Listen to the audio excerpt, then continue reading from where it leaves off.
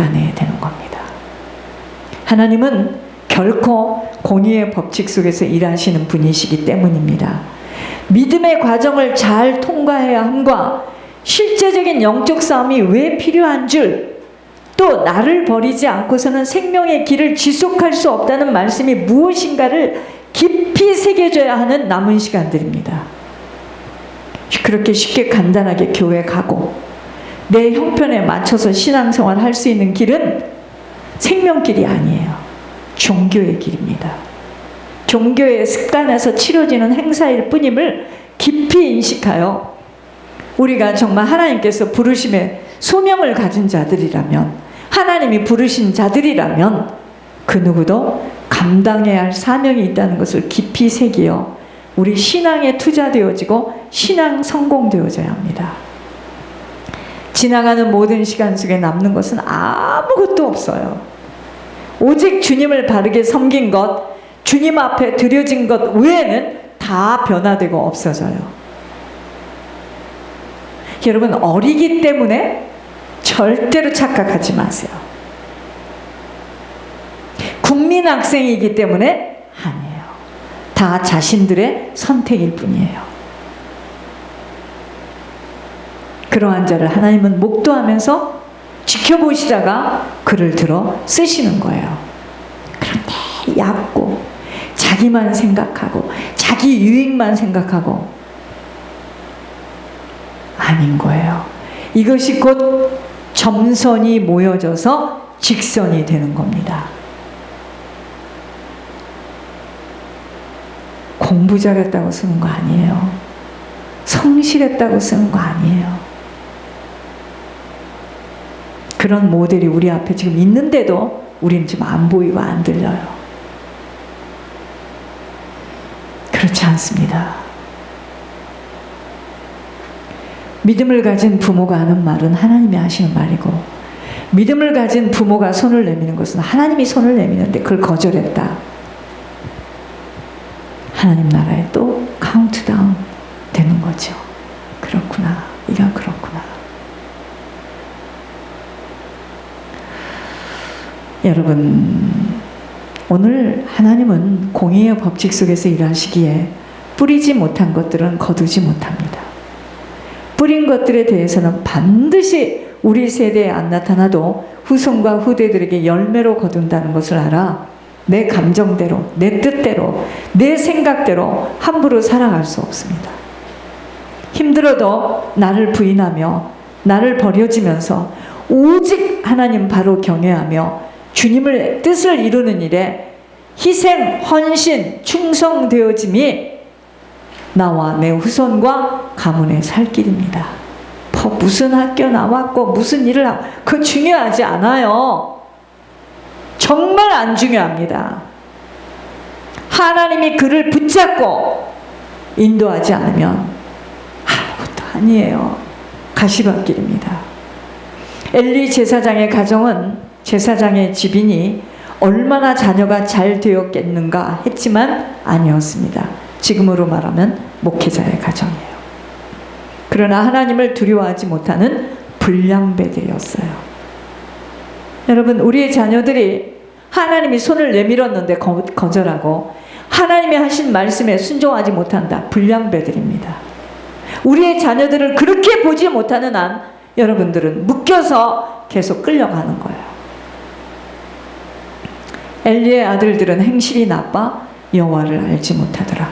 우리의 자녀들도 주님을 알지 못하니 몰래 사람 속이고 부쳐먹고 음란한 짓 하고 겉으로는 굉장히 말끔하고 깨끗하지만 하나 받을 것 5개로 탁 붙여서 받고 도둑놈 아닌가?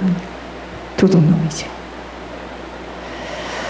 이 소년들의 죄가 여호와 앞에 심히 크면 그들이 여호와의 제사를 멸시함이었더라. 엘리 제사장이 늙어서 제사장의 임무를 수행하지 못하자 이 아들들이 부친 대신에 성전 일을 하였는데, 사람들이 제사를 드리고 이제 그 제사를 드린 고기를 삶을 때 갈고리를 가지고 와서 고기를 찔러 가지고 걸려 나오는 것은 가져간 것입니다. 고기를 삶기도 전에 생고기를 먹겠다고 강제로 빼앗아 간 것입니다. 잘 들으셔야 돼요. 하나님의 것을, 하나님께서 물질을 얻을 수 있는 능을 주셔서 하나님의 것을 하나님께 드리지 않고 자기 것이라고 갖고 가서 삶아 먹는 거하고 똑같습니다. 이들은 하나님이 주신 거룩한 직분을 정욕을 위하여 욕되게 쓴 것입니다. 이것은 하나님께 드리는 제사와 제물을 짓밟는 행위였습니다. 왜 하나님이 그 많은 사람 중에 그에게 이야기를 합니까? 그게 우연일까요? 아니죠. 죄 중에 가장 큰 죄는 여호와의 제사를 멸시하는 죄입니다. 그뿐만이 아닌 그들은 하나님의 성전에서 수종드는 여인들을 강제로 끌어다가 간음한 것입니다. 이 두 아들의 범죄한 이 결과 나라에 전쟁이 일어났습니다. 우리 가정에 그 자녀가 순종하지 못하고 우리 가정에 내가 순종하지 못해서 우리 가정에 영적 전쟁이 붙는 거예요. 말씀을 이렇게 받아야 됩니다. 무슨 지식으로 무슨 소설 읽듯이 그렇게 들으면 안 돼요.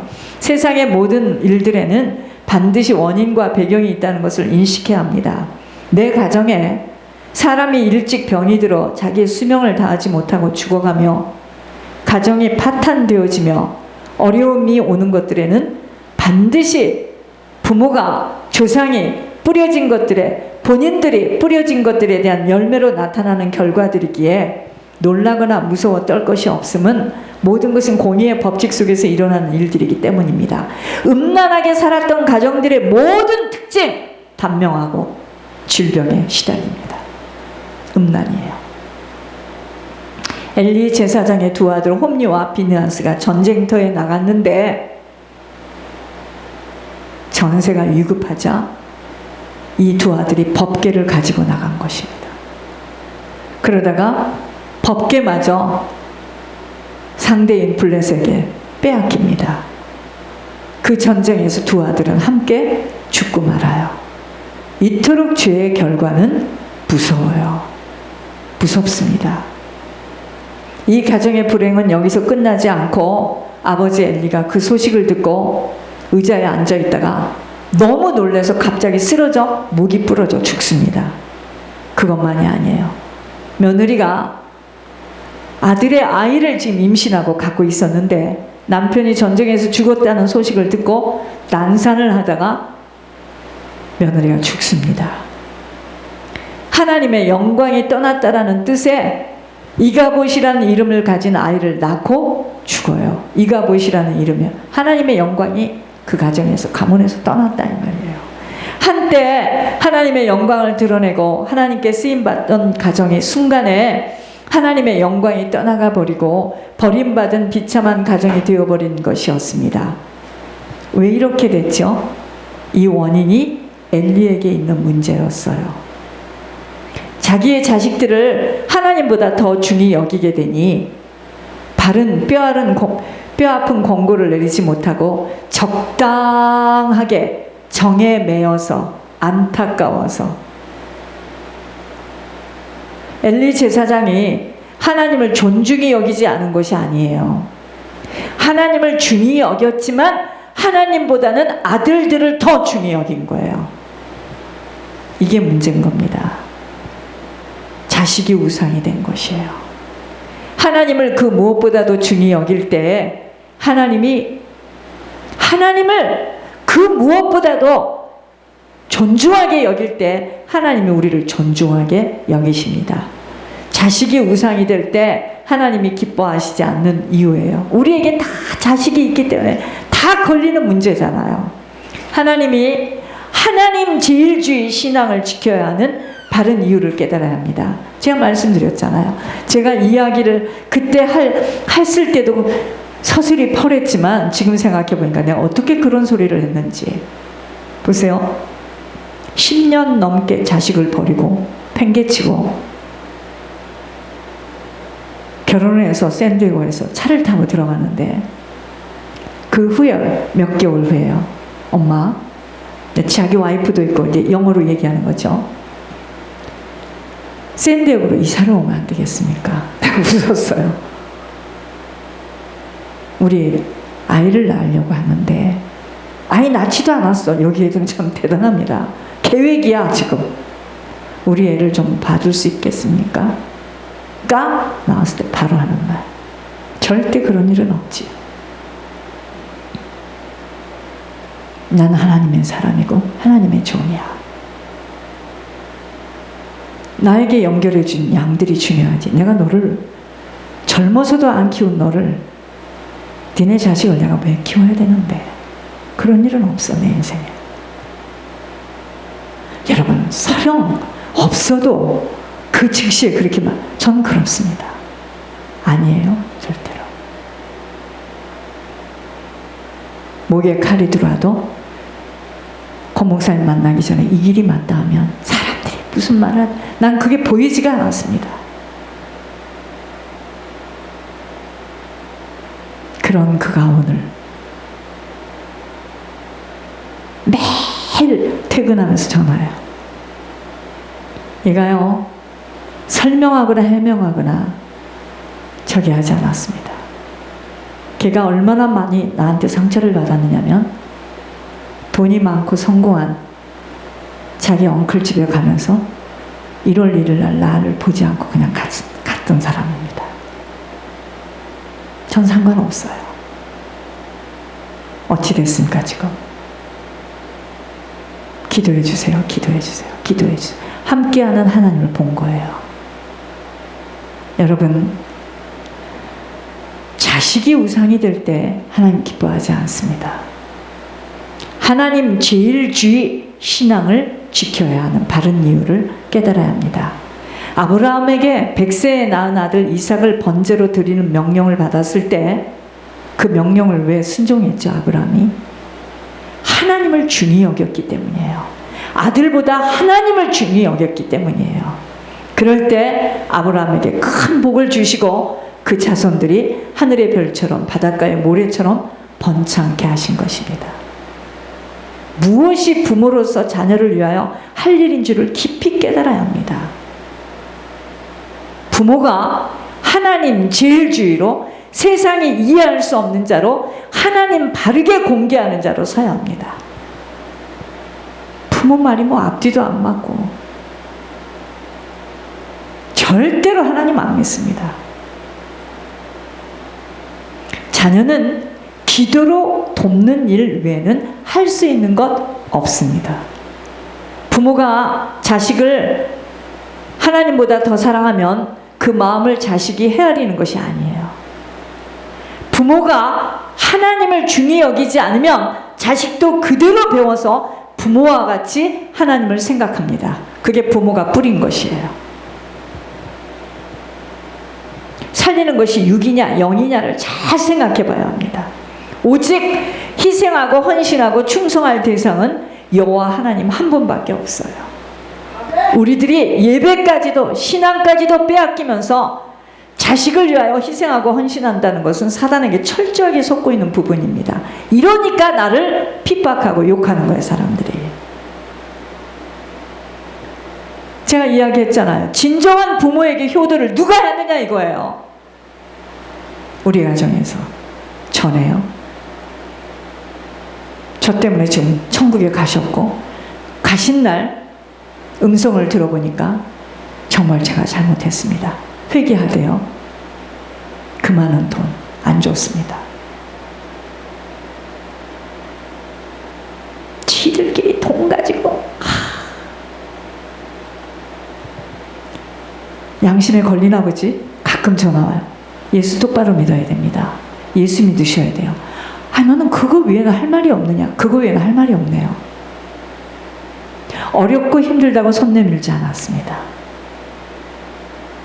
여러분, 무엇이 여러분, 하나님을 감동시키려면 세상 사람들과 같은 방법으로 해서는 감동이 안 돼요. 주님이 말로 하는 건 절대로 믿지 않습니다. 하나님, 우리가 테스트하고 우리를 다룰 때 그때 뛰어넘어야 돼요.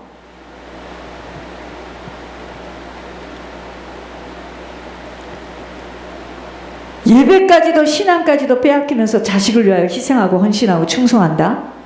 사단에게 철저하게 속고 있는 부분입니다. 제사장의 아들들이었어도 목사의 아들들이었어도 하나님을 몰랐기에 행실이 나빴습니다. 하나님이 안 보인 거예요. 이것은 모두 다 부모의 책임입니다.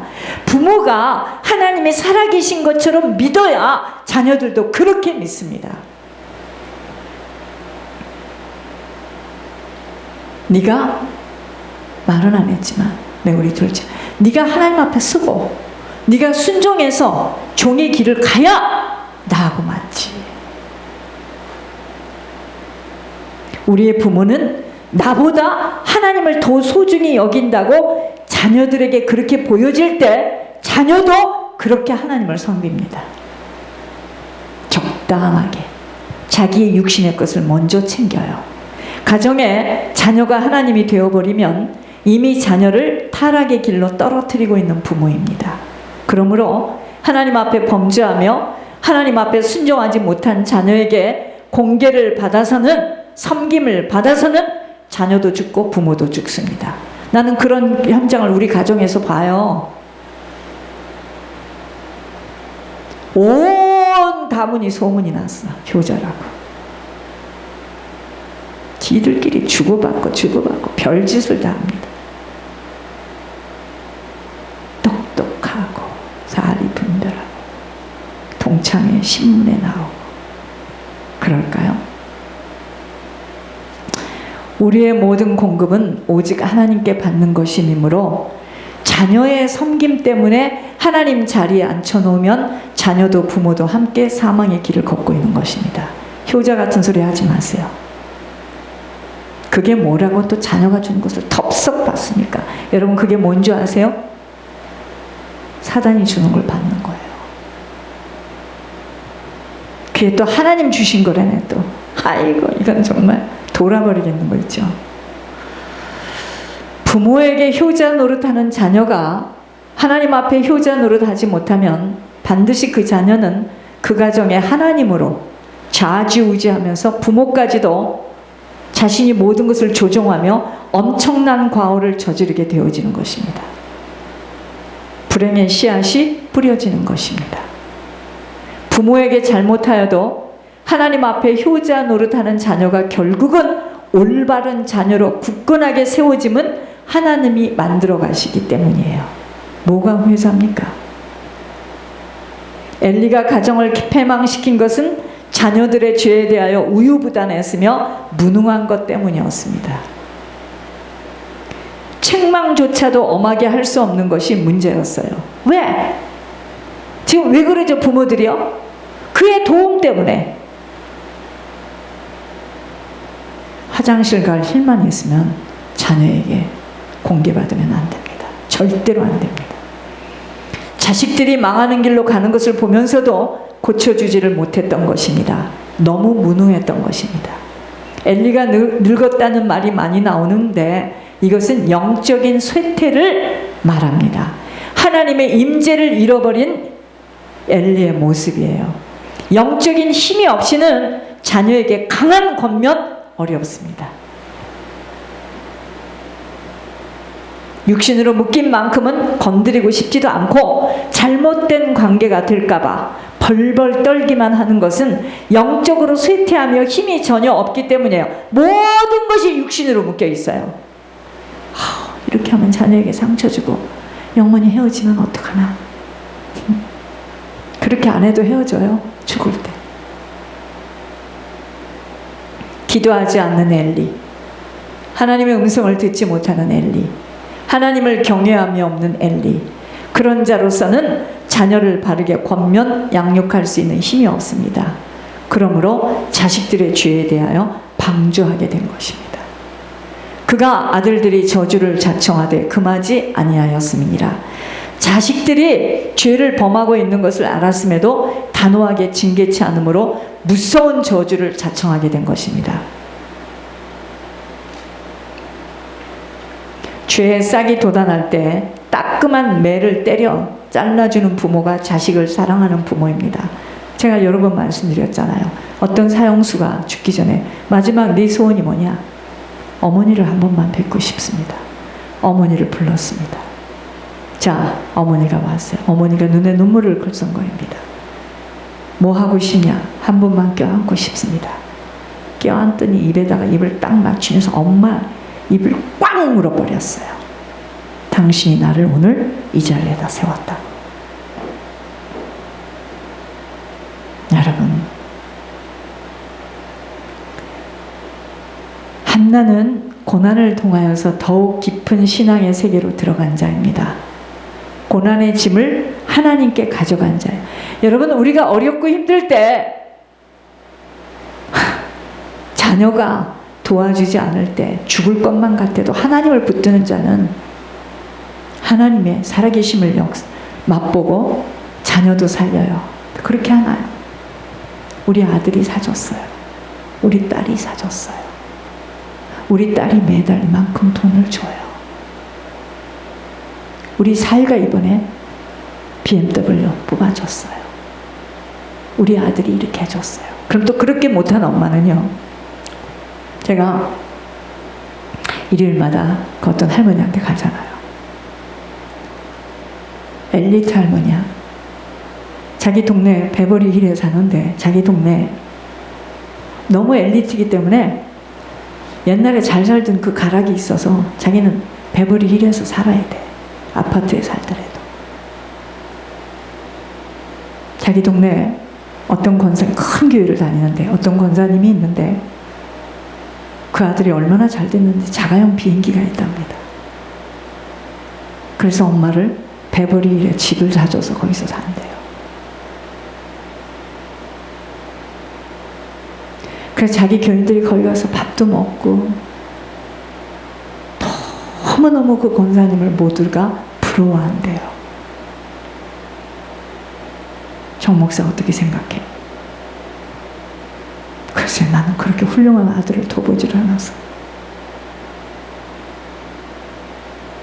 신앙 얘기 같은 거 전혀 안